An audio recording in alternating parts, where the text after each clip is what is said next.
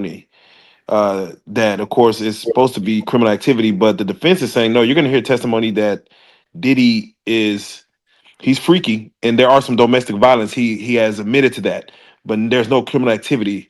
Did they overshoot? You feel for the well? Again, I know we're still working it, but do you feel they overshot for the accusations of racketeering when this should have been probably a state case regarding domestic Oh no, violence?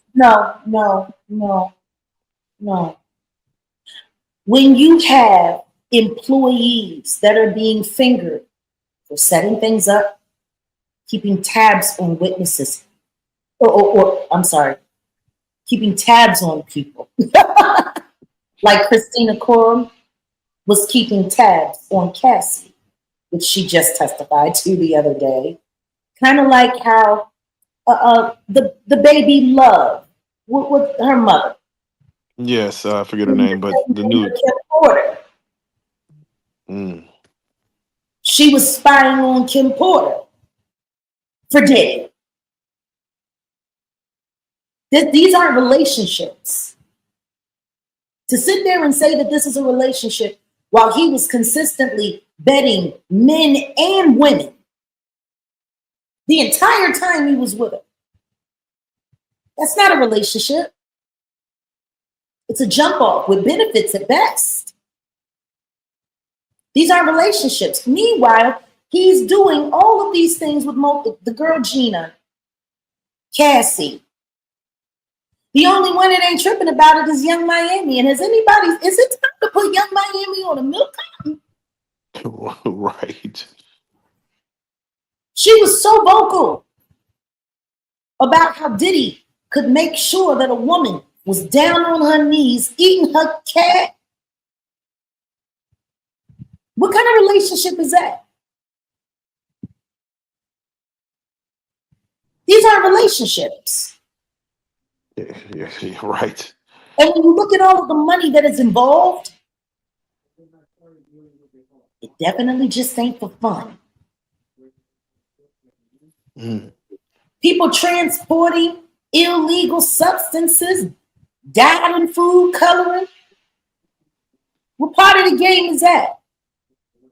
Why is everybody so afraid to look at the fact that what they're really trying to do is stop this RICO from kicking off?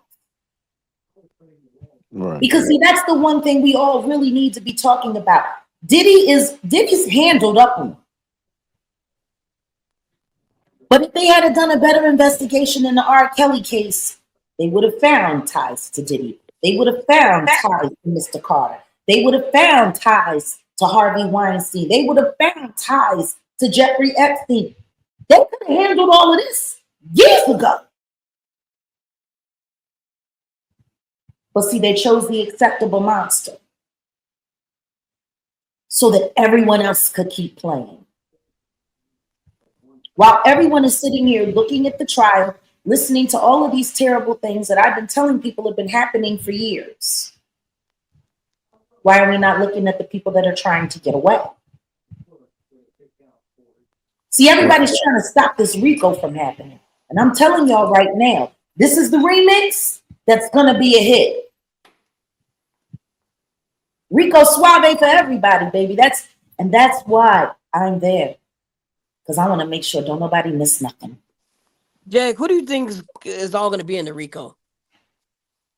Who do I think is going to be in it? Yeah. How about we say it like this? Since people like putting me in lawsuits fraudulently and everyone wants to sue me, let's be a little careful to that. I'm going to tell you who I think should be in it. Sean Carter, Curtis Periwinkle Jackson. I'm about sick of him. Did you see that crap that he put up last night? No, what did he put up? Fingering the Jigga Man for helping Diddy boom boom Kid Cudi's car.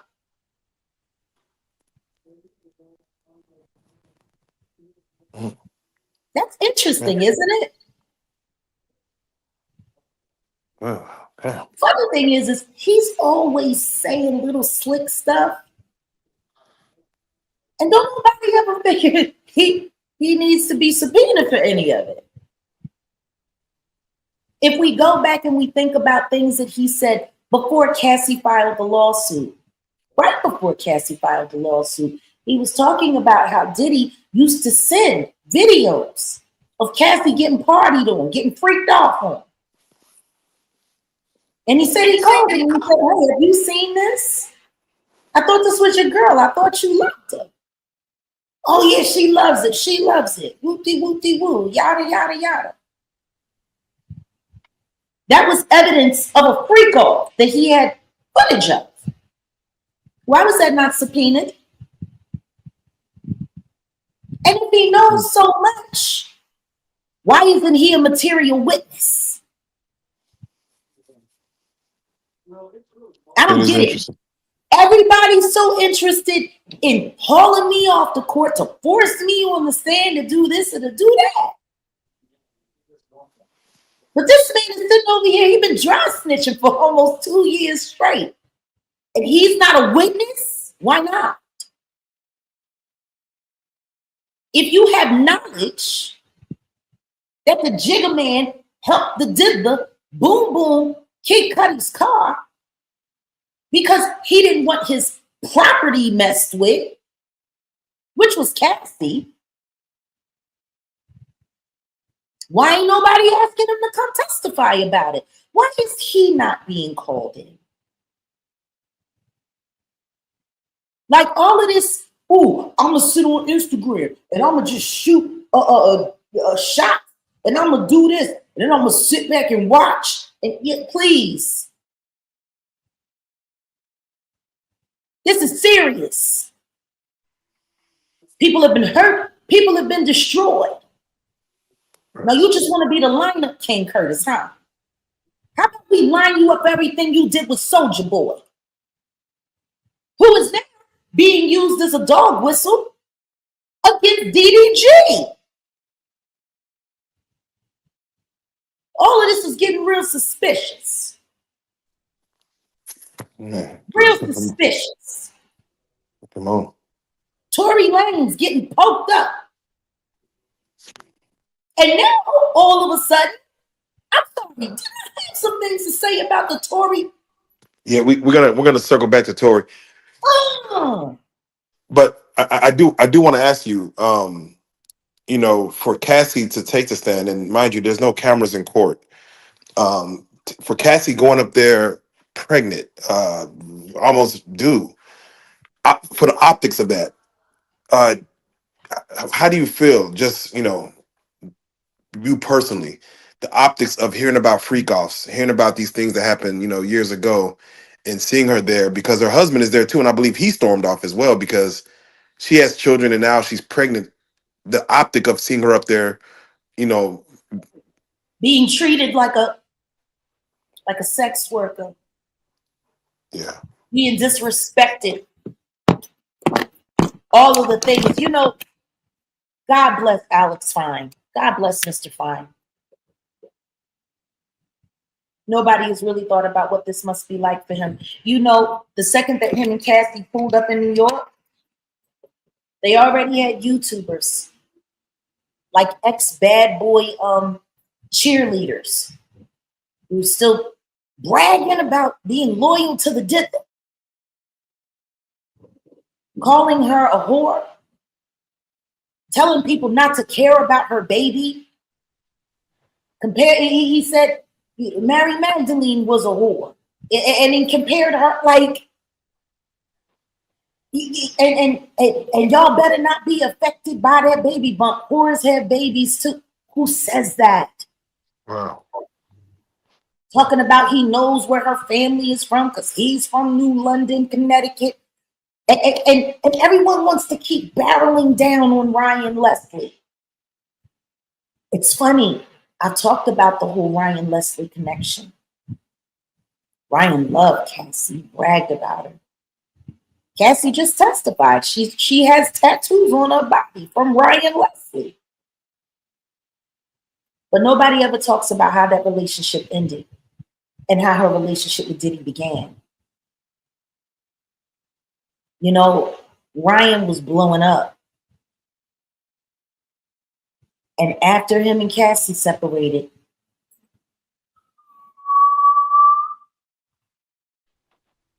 gone. I wonder why. If Diddy has ran around and threatened every other man that was interested in Cassie while he was busy abusing her, neglecting her, confusing her, why wouldn't we think that he put the moves on Ryan Leslie? I thought it was interesting when he did Drink Champs, because he just recently, not that long ago, did a Drink Champ interview with Nori and them over on the Peer Pressure podcast. I was shocked to see that. I didn't understand the relevance. I didn't understand why he would do anything for a network that was affiliated with Diddy. I didn't get it. Didn't make any sense to me. Not at all. But what I do know is this. Diddy has a history of bullying women into relationships with him and bullying men away from the women that he desires to possess. And I can speak about that very clearly, because that's exactly what he did with Kim Porter, and I'll be sure. We've heard what was said.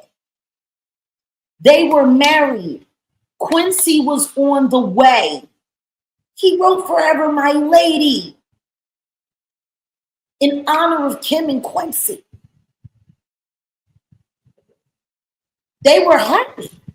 Diddy came into the studio and said, man, I wish I could get a beautiful girl like that. This is while he was still with Misa. And Justin was already born. And Diddy said, but you have a beautiful woman and a beautiful family. Apparently, Diddy wanted his. And you see how that turned out.